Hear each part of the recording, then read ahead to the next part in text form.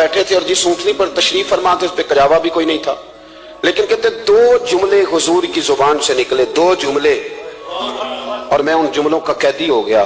میرے محبوب نے فرمایا جو چاہتا ہے کہ اس کی عمر بھی زیادہ ہو، رزق میں بھی برکت ہو، آپ بھی چاہتے ہیں نا عمر بھی زیادہ ہو، رزق میں بھی برکت ہو، تو حضور فرمانے لگے اس کے لیے کرنے کا کام یہ ہے کہ اگر وہ چاہتا ہے عمر زیادہ ہو، رزق میں برکت ہو، تو اپنے رشتہ داروں کے ساتھ اچھا سلوک کرے۔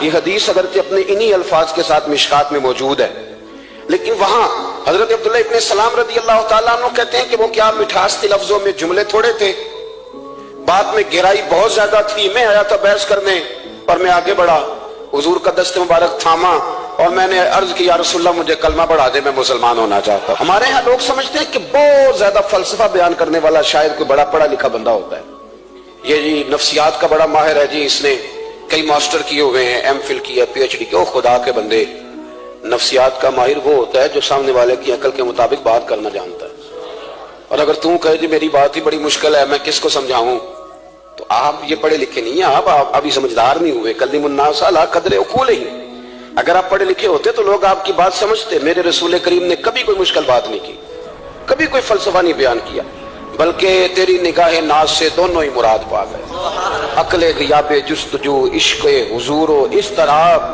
اقبال کہتے ہیں اگر بڑا عقل مند آدمی ہوتا تھا تو حضور کی بات اس کے دل کو بھی اچھی لگتی، اور اگر کوئی عشق و مستی والا آتا تھا نا کہ میں نے مست ہو کے آنا ہے، تو وہ بھی میرے نبی کی باتوں سے مست ہو جایا کرتا تھا۔ دونوں تیری نگاہ ناز سے دونوں مراد پاک۔ تو حضور کو بات کرنے کا سلیقہ بھی بڑا شاندار آتا تھا۔ حضرت عائشہ صدیقہ رضی اللہ تعالیٰ عنہ فرماتی ہیں کہ نبی کریم صلی اللہ علیہ وسلم جب بات کرتے تھے تو اتنی دھیمی کرتے تھے، اتنی دھیرے میں کرتے تھے، میں تو چھوٹا آدمی ہوں، کسی بڑے بندے کو نصیحت بھی نہیں کر سکتا، ورنہ میں علماء سے تو نہیں، لیکن جو طالب علم ہیں جن کا خیال ہے کہ شاید اور میرے پاس کچھ سیکھنے آئے ہوئے ہیں مدرسے کے، تو میں ان سے کہتا ہوں کہ وہ کیا خطابت ہوئی جس میں سامنے والے کو سمجھ نہیں آئی آپ نے کیا کہا ہے۔ آپ اتنے جوش میں چلے گئے، کہتا جی وہ میرا عشق بڑا جوان تھا، تو میں نے کہا آپ کا عشق زیادہ جوان تھا، پھر رسول پاک کی سنت سے آگے نکل گیا ہے۔ اب ٹھہر ٹھہر کے بات کریں، آپ کی بات اگر سامنے والے کی سمجھ میں نہ آئی تو اس کا معنی کیا ہوا۔ اسی طرح سے ہماری نعت خوانی کا ماحول ہوتا ہے، 6 بندے نعت پڑھ رہے ہوتے ہیں، ایک سپیکر ادھر ہوتا ہے ایک ادھر ہوتا ہے، کوئی سمجھ نہیں آتی ہے کیا کہہ رہے ہیں، اور پھر اس کے ساتھ ساتھ وہ یہ بھی مطالبہ کر رہے ہوتے ہیں کہ ہاتھ بھی کھڑے کرو جنو جنو عشق کے۔ میں کہ انج نہیں کہی دا، ویسے تو کہہ چلو پڑھ لیں، ورنہ اگر آپ ایسے ہی استاد بائی پاس والے بیچارے کو تو ہارٹ اٹیک ہو جائے گا، ہاتھ کھڑا کرے گا تو ہے تو وہ بھی عاشق رسول ہی نا، لیکن یہ قسمیں نہ ڈالیں، یہ کوئی طریقہ ہی نہیں ہے، نہ کہیں دین اس کی اجازت دیتا ہے۔ ہم نے تو یہ سنا ہے کہ صحابہ کہتے ہیں جب اللہ کے حبیب گفتگو کرتے تھے تو ہم یوں بیٹھتے تھے کہ ہمارے سروں پہ پرندے بیٹھے ہو، تو حرکت بھی نہیں کرتے تھے۔ تو بہرحال جو بات عرض کرنی ہے اس پر غور کریں۔ جناب عائشہ صدیقہ کہتی ہیں ٹھہر ٹھہر کے بات کرتے، آہستہ، اور یہ لفظ آپ کو یاد رکھنا ہے۔ سیدہ عائشہ صدیقہ کہتی ہیں جب حضور گفتگو کرتے تھے نا تو اگر ہم نبی پاک کے الفاظ کو گننا چاہتے تھے تو گن بھی سکتے تھے، گننا چاہتے تو گن بھی۔ ایک تو آپ کی جو سادگی ہوگی وہ اصل ہوگی، ملمہ سازی سے نکلے۔ پہلے ہماری شادیوں پہ دلہر دلہن جاتے تھے بیوٹی پارلر، اب سارا خاندان جاتا ہے، اس میں حسن نہیں ہوتا، اس میں بے وقت ہو جاتا ہے آدمی۔ آپ کو جو رب کریم نے بنایا ہے اس سے زیادہ شاندار آپ کو کوئی بنا سکتا ہے؟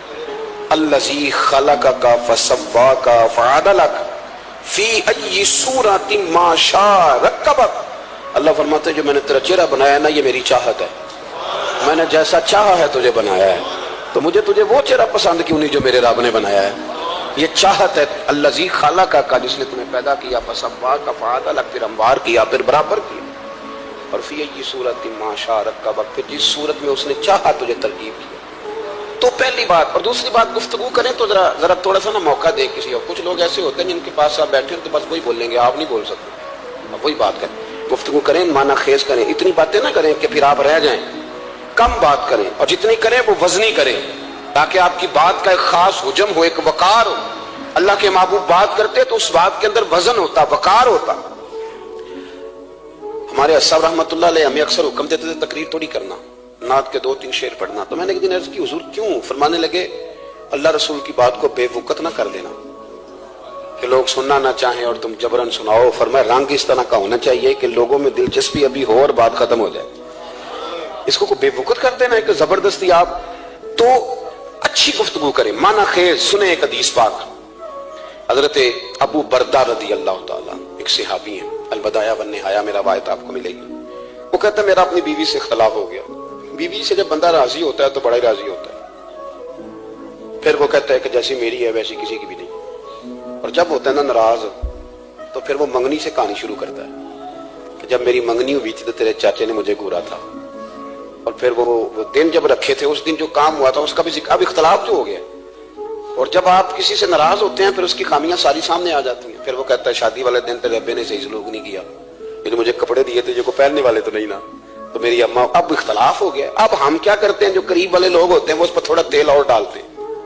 وہ کہتے ہیں نہیں تینوں تو پتہ ہی نہیں, مجھے تین بڑیاں گلاں دا پتہ ہی نہیں. تو بے شادی تو 15 دن بعد سعودی عرب ٹر گیا ساڑھے کو سن کہانیاں ہم تمہیں بتاتے ہیں تاکہ تباہی اور اترے. اس طرح نہ کریں. آپ ایک آدھ بات کہہ کے چلے جاتے ہیں, ان بیچاروں نے اکٹھے رہنا ہوتا ہے, ان کی زندگی دوزخ بنی رہتی ہے. ان کو قریب کریں. اللہ کے رسول تو کسی کا نکاح کرتے تھے تو میاں بیوی کے درمیان محبت کی دعا فرماتے تھے. تو وہ صحابی آئے تو اپنی بیوی سے ناراض تھے تو انہوں نے بات شروع کر دی, کہنے لگے یہ بھی کرتی ہے, یہ بھی کرتی ہے, یہ بھی کرتی ہے, یہ بھی غلطی ہے, یہ بھی غلطی ہے, یہ بھی کوتاہی ہے. بڑی باتیں سنائی. اللہ نے کان کتنے دیے اور زبان. اس کا مطلب ہے سنگل بولنا چاہیے اور ڈبل سننا چاہیے. آپ جتنا بولتے ہیں اس سے ڈبل سننے کا مزاج بنائیں, کیونکہ کان اللہ نے 2 دی اور زبان سنگل بولنے اور ڈبل سنیں. حضور سنتے رہے. بلکہ حضرت ابو بردہ رضی اللہ تعالیٰ عنہ کہتے ہیں میرے محبوب نے نا تکیہ منگا لیا, ایک لگا لی. کئی لوگ کہتے ہیں نا جی ڈاکٹر نے میری بات تو پوری سنی کوئی نہیں. تو جب تک پوری سنی نہ جائے بعض بندوں کو تسلی نہیں ہوتی. پورا وقت دیا. وہ کہتے ہیں جتنا میرے اندر غبار تھا سارا میں نے نکالا اور میں نے ثابت کر دیا کہ میری بیوی میں یہ بھی کمزوری ہے, یہ بھی کمزوری ہے, یہ بھی کمزوری ہے. کہتے ہیں جب میں تھک گیا نا باتیں کر کر کے, باتیں ختم ہو گئی تو حضور ہلکا سا مسکرائے. پھر پہلی نظر ہی لوٹ لے ماہی تیرے ہار شنگاراں. کہتے ہیں حضور ہلکا سا مسکرائے زیر لب اور فرمانے لگے کہ تیری بات ختم ہو گئی ہے تو ایک میں بھی کر لوں. تو نبی کریم صلی اللہ تعالیٰ علیہ وسلم فرمانے لگے صرف ایک بات کا جواب دے, صرف ایک. تیرے آگے ہیں یوں دبے لچے فصحا عرب کے بڑے بڑے, کوئی جان منہ میں زبان نہیں بلکہ جسم میں جان نہیں. حضور فرمانے لگے یہ بتا کہ تیری بیوی میں ساریاں خامیاں ہی ہیں کہ کوئی خوبی بھی ہے. وہ اتنا جواب دے دے. زیادہ لمبی چوڑی بات نہیں. تیری بیوی میں ساریاں خامیاں ہیں. اللہ جو بندے بناتا ہے نا تو ایسا کوئی بندہ رب کریم نے نہیں بنایا جس کے اندر اللہ نے کوئی خوبی نہ رکھی ہو. یہ الگ بات ہے کہ ہماری اپنی اینک پر مٹی پڑی ہوتی ہے اور ہم سامنے والے کا چہرہ صاف کرتے رہتے ہیں, اپنی اینک نہیں صاف کرتے. تو حضرت ابو بردہ رضی اللہ تعالیٰ عنہ فرماتے ہیں جب سرکار نے اس شخص سے یہ بات کہی نا کہ کوئی خوبی بھی ہے تیری بیوی میں, تو کہتے ہیں وہ شخص کہتے ہیں میری نا بالکل ایک جملے نے سوچ ہی بدل دی ساری. یوں سمجھ لے کہ میں اس روڈ پہ چل رہا تھا, میرے نبی پاک نے مجھے اس والے رستے پہ ڈال دیا. بالکل ساری سوچ, یعنی ایک ہی جملہ لیکن ہر چیز بدل دی سرکار نے. حضور فرمانے لگے کوئی خوبی بھی ہے. کہتے میں تھوڑی دیر چپ رہا, عرض کی یا رسول اللہ صلی اللہ علیہ وسلم آپ حکم کریں. تو حضور فرمانے لگے اپنی بیوی سے کبھی پوچھ نہ رکھو, اگر تمہیں اس کی خامیاں نظر آئیں تو اس بات پر توجہ کرو جو اس کے اندر خوبی ہو. کہتے ہیں میں نے اٹھ کے عرض کی یا رسول اللہ میری بیوی پردے کی بڑی پابند ہے, میری خوابگاہ میں کوئی دوسرا شخص کبھی پیر بھی نہیں رکھ سکتا. تو فرمایا جا پھر گھر جا کے بسا, جو سب سے اعلیٰ خوبی تھی وہ تو اللہ نے تیری بیوی کو عطا کی ہوئی ہے, گھر بسا. تو ایک تو سرکار کی ظاہری جو اللہ نے آپ کو حسن و جمال دیا تھا وہ بے مثل تھا, گفتگو کا جو ڈھاب اور سلیقہ دیا تھا وہ بے مثل اور بے مثال تھا. اور پھر جو حضور کی ادائیں تھی نا کانا خلقہ القرآن. حضرت عائشہ صدیقہ کہتی ہیں میرے محبوب کے اخلاق دیکھنے ہو تو قرآن پڑھو. جن اخلاق کا قرآن درس دیتا ہے وہ عملی طور پر سارے مدینے والے محبوب میں پائے جاتے تھے. جو سب سے بہترین عادت تھی نا, بہترین ترین عادت, وہ اللہ نے میرے رسول کریم کو عطا فرمائی. ہمارا نا اب ایک مزاج بن گیا ہے. ہمارے بعض لوگ بڑے فخر سے بتاتے ہیں کہ جی مسواک سنت ہے. اب تو سائنس بھی مان گئی ہے کہ مسواک کریں گے تو آپ کے وجود کے اندر جو منہ میں فالتو مادے ہوں گے جراثیم وہ مر جائیں گے. اب سائنس بھی مان گئی ہے. مجھے کبھی کبھی اس لفظ سے بڑی تکلیف ہوتی. میں کہتا ہوں کہ سائنس اگر نہ مانے تو ہمیں کوئی اس پہ فرق پڑتا ہے؟ نہ مانے سائنس, ہمیں کیا لینا دینا سائنس سے؟ سائنس تو کبھی کچھ کہتی ہے پھر کبھی کچھ اور کہنے لگ جاتی. سائنس کا کیا ہے؟ سائنس کو منوانا ہماری ڈیوٹی. اس طرح کا دین نہ بناؤ کہ معاذ اللہ دین کو سائنس کا غلام کر دو. سائنس کل بھی رسول اللہ کی غلام تھی, آج بھی میرے نبی پاک کی غلام ہے. تو حضور کی جتنی ادائیں ہیں, جتنی, ایک کدو شریف ہے, حضور نے کدو استعمال فرمایا ہے. آپ چلے جائیں کسی بھی جگہ پہ جس بندے کو بہت زیادہ بلڈ پریشر کا مسئلہ ہونا تو اب اس کو ڈاکٹر کہتے ہیں کہ کدو ملے تو اس کو استعمال کراؤ. تیزابیت حد درجے اختیار کر دے اور اندر کا نظام سارا درم برم ہو جائے تو اس کو کدو استعمال کراؤ. اور آپ اس کی خاصیت دیکھ لیں, تمام سبزیوں میں سے تحقیق بھی سب سے زیادہ اسی پہ ہوتی ہے. میرے رسول پاک کا ایک طریقہ مبارک ہے اور صحابہ کے اگرچہ سید الطعام گوشت ہے, کانوں کا سردار اسے کہا گیا, لیکن حضرت انس بن مالک رضی اللہ تعالیٰ عنہ فرماتے ہیں کہ درزی نے نبی پاک کی دعوت پکائی تھی. وہ درزی تھا, کپڑے سیتا تھا. آپ فرماتے ہیں کہ میں حضور کے ساتھ اس درزی کے گھر گیا تو گوشت اور کدو پکا ہوا تھا. فرماتے ہیں اگرچہ سردار گوشت ہی ہے پر نبی کریم نے نا گوشت کے ٹکڑے ہٹا کے نا تو اندر سے کدو نکال کے کھایا. حضرت انس بن مالک کہتے ہیں مجھے کدو پسند نہیں تو میں نے کبھی نہیں کھایا تھا. گھر میں ہوتا تو میں جھگڑا کرتا, پر آج حضور کی رغبت دیکھی نا تو کل نہیں پسند تھا پر ابھی مجھے کدو بڑا پسند ہو گیا. مجھے کدو شریف سے پیار ہو گیا. جو اعلیٰ ترین چیزیں تھیں وہ نبی پاک نے استعمال فرمائی, اعلیٰ ترین. زیتون کی افادیت کبھی کم ہوئی ہے 1400 سالوں میں؟ کبھی کسی نے کہا ہو کہ زیتون استعمال نہ کرو؟ کبھی اس کی افادیت میں یہ امامہ میرے نبی پاک کی سنت ہے. سارے پڑھیے صلی اللہ ہو, حضور کی سنت ہے نا یہ. کبھی کوئی بندہ ایسا آپ کو ملا ہو کہ اس نے امامہ باندھا ہو تو کسی نے کہا ہو رہن دے یار تینوں سونا نہیں لگتا؟ بندے سارے سونے سے نہیں نہ ہوندے. میری بات کی سمجھ آ رہی ہے؟ لیکن امامہ کبھی کوئی آپ کو ملے گا ہی نہیں. اس بندے کے مزاج کے ساتھ یہ فٹ یا اس کے چہرے کے ساتھ یہ فٹ. اینک آپ لے لیں بازار سے, چھوٹی بھی ملتی ہے بڑی بھی ملتی ہے. کچھ لوگوں کے چہرے پہ کچھ چیزیں نہیں سیٹ ہوتی, فٹ نہیں ہوتی, لیکن یہ سرکار کی چونکہ سنت ہے اور اس کا اعزاز یہ ہے کہ نبی پاک نے فرمایا جمعے والے دن امامہ باندھ کے آیا کرو. جمعے والے دن امامہ باندھ کے آیا کرو. جو لوگ جمعے والے دن امامہ باندھ کے آتے ہیں اللہ کے فرشتے ان پر درود بھیجتے ہیں. لیکن امامہ شریف ہونا چاہیے. اپنی مرضی کا رومال نہ باندھ لیں, کم از کم 3.5 گاز ہو اور ٹوپی کے اوپر باندھا گیا ہو. اپنی مرضی کا طریقہ نہیں اختیار کریں, وہ جو شریعت نے حدود بیان کی ہیں اس کے مطابق چلیں. میری بات کی سمجھ آ رہی ہے؟ تو جو بات میں نے چھیڑی ہے وہ یہ ہے کہ اللہ کے محبوب رب کریم کی دلیل ہے. جتنا کائنات کے اندر حسن کوئی بندہ تلاش کرنا چاہے گا وہ مجبور ہو جائے گا اور اسے دروازہ رسول پہ جانا ہی پڑے, اسے نبی پاک کے دروازے پر اسے جانا پڑے. ہم کوشش بڑی کرتی ہیں سونے لگنے کی, بڑے بڑے لوگ روپ دھارتے ہیں بیچارے, بڑا کچھ کرتے ہیں, لیکن آپ کو لوگ سونا کہیں گے, نورانی نہیں کہیں گے. مجھے بڑی کر لیں, داڑھی روز بنائیں بے شک, لیکن فطرت داڑھی ہے. حسن ناراض ہو گیا اور داڑھی بڑی سمجھدار ہے, کبھی عورت کے منہ پہ نہیں آتی, آتی مرد کے منہ پہ, مرد کے منہ پہ داڑھی آتی. چلے میں کوئی بات نہیں کرتا ورنہ میں تو حنفی ہوں. میرے امام صاحب تو اس بندے کی گواہی قبول نہیں کرتے جس نے داڑھی نہ رکھی.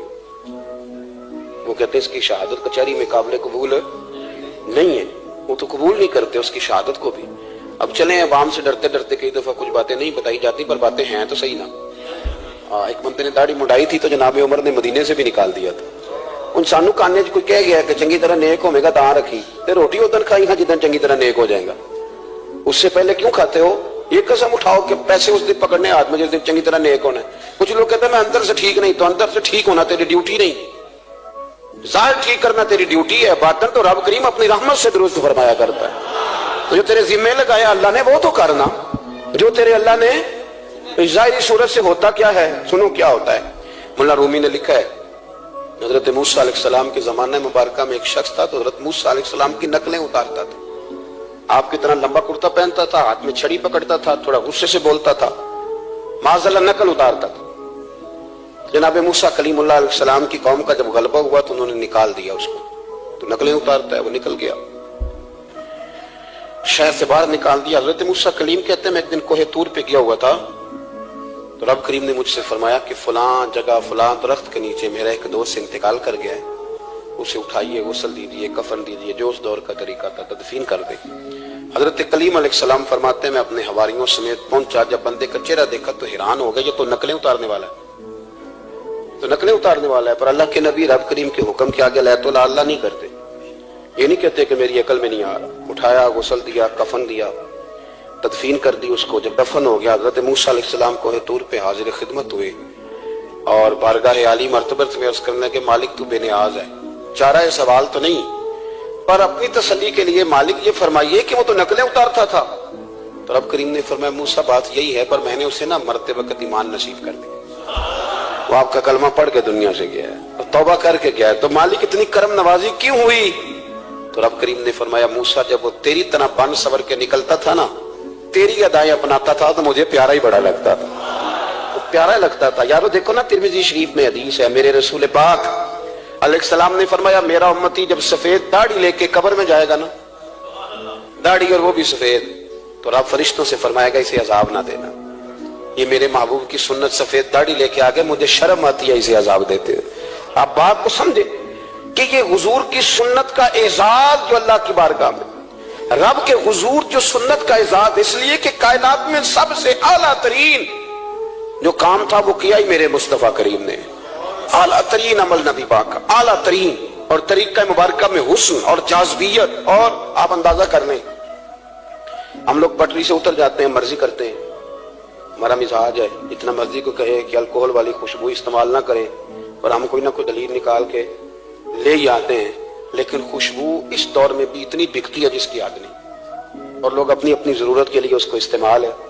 ان 1400 سالوں میں 1450 سالوں میں ایک دفعہ بھی ایسا نہیں ہوا کہ یہ کاروبار کہیں ٹھنڈا ہوا ہو۔ حرم شریف اللہ آپ کو لے جائے تو مسجد نبی میں سونے کی دکان کے ساتھ خوشبو والی دکان ہوتی ہے، یعنی اتنا مہنگا کاروبار ہے کہ جتنا کرایہ سونے کی دکان والا دے رہا ہے اتنا ہی خوشبو کی دکان والا دے رہا ہے، اتنا مہنگا یہ کاروبار ہے۔ ایک دن بھی اس کام کی اہمیت کم نہیں ہوئی، اور رسول کریم نے کیا فرمایا؟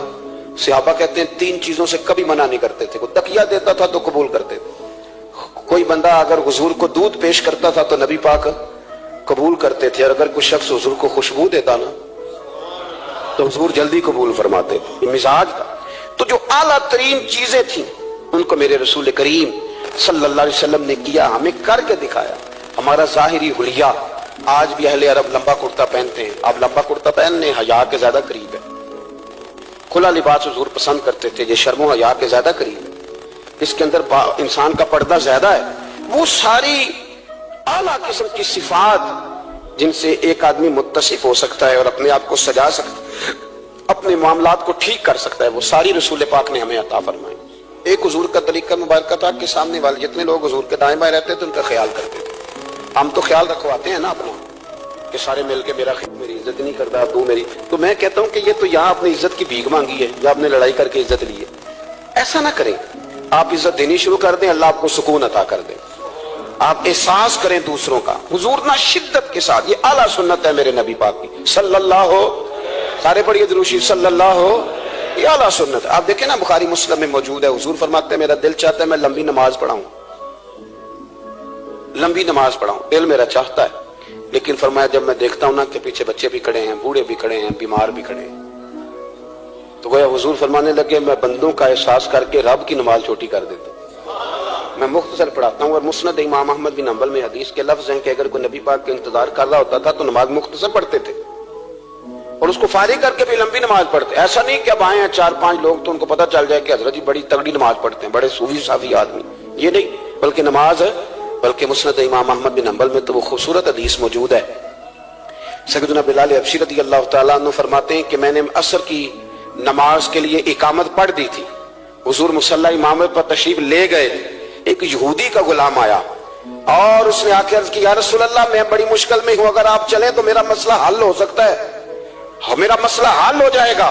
تو حضور کے احساس کی شدت کا یہ حال تھا کہ نبی کریم نے نمازیوں سے فرمایا تم بیٹھ جاؤ میں پہلے اس کا کام کر کے آتا ہوں۔ خدا کے بندے تو ہیں ہزاروں، بنوں میں پھرتے ہیں مارے مارے، میں اس کا بندہ بنوں گا جس کو خدا کے بندوں سے پیار۔ احساس کی شدت یہ حضور کی سنت ہے، اور بہت زیادہ خیال رکھنا دوسرے کا، یہ میرے نبی پاک کا طریقہ ہے، دوسروں کو سوچنا، دوسروں کے لیے بات کرنا، دوسروں کے لیے دعائیں کرنا، ان کے احساسات کا خیال رکھنا۔ سیدہ طیبہ طاہرہ حضرت عائشہ صدیقہ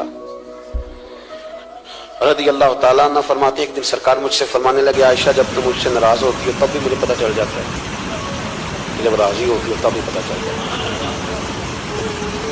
یہ ہمارا یہ مزاج نہیں ہوتا گھر کے اندر، گھر کے اندر بھی نواب صاحب جو یعنی گھر جا کے کہانیاں سناتے ہیں کہ تم پتہ میں کڈا اوکھا ہوں، کمائی کیڈی مشکل ہے، پیچھے پیچھے ہٹ جاؤ سارے، میں فتح کر کے ہوں، ابھی کیٹو سر کر کے آیا ہوں۔ ایک بچہ پانی لے کھڑا ہو جائے، دوسرا دودھ کا گلاس لائے، بیگم صاحبہ فٹافٹ آئیے، ایسے نہیں کریں۔ میرے رسول پاک علیہ السلام کی پیاری زوجہ کہتی ہیں حضور کھا رہا ہے، کھانا مانگا، میں نے اس کی حضور میرے سر میں درد ہے، تو پڑھو نا ابن اسحاق کو، महबूब फरमाने लगे ला मैं तुझे आटा गूंद देता हूं, तू मुझे रोटी पका दे। ये भी सुन्नत है नबी पाक की। उन चुप कर गए हो, ये भी हुजूर की सुन्नत है, ये भी सरकार का तरीका है। कभी कभी घर में झाड़ू देना, ये भी नबी पाक का। हुजूर काम में हाथ बटाते थे ना अज़वाज का, ये वाली सुन्नत किस दिन अदा कर दी? एक दिन मैंने जुमे में ये बात की तो एक बच्चा मुझे कहने लगा हज़रत साहब ये सुन्नत अदा तो कर लीजिए पर साढ़े अब्बे भी तो समझाओ ना। हंसना नहीं जी मस्जिद में ऊंचा। कहने लगे वो बेगम साहब एक दिन बीमार थी और सख्त बीमार थी, तो मैंने चाय का कप बना दिया, हालांकि बेचारी मुझे रोज बना के देती है, तो मैंने बना दिया। तो अब्बा जी कहते पुत्र उराए दी आदत ना खराब कर ली। तो अब आप तो सुन्नत कुछ और बयान कर रहे हैं। मैं तुसी शुरू करो ना ताकि तुम्हारे बच्चे तो ना ये सवाल करन ये आज तुसी कर रहे हो। तो उसमें भी कोई हिकमत होगी। बुजुर्ग अगर को बात करते हैं तो वो भी कोई इतनी बुरी नहीं होती, उसके अंदर भी कोई ना कोई हिकमत होती है। लेकिन अपने घरों के माहौल में खूबसूरती लाएं। ये स्टेटस नहीं अहले इस्लाम का। बात समेटने की तरफ आ रहा हूं। हजरत आयशा सिद्दीका रज़ी अल्लाह ताला अन्हा फरमाती हुजूर फरमाने लगे कि जब तुम राजी होती हो तब भी मुझे पता चल जाता है और जब नाराज होती हो तब भी। तो मैंने कहा या रसूल अल्लाह सल्लल्लाहु अलैहि वसल्लम वो किस तरह?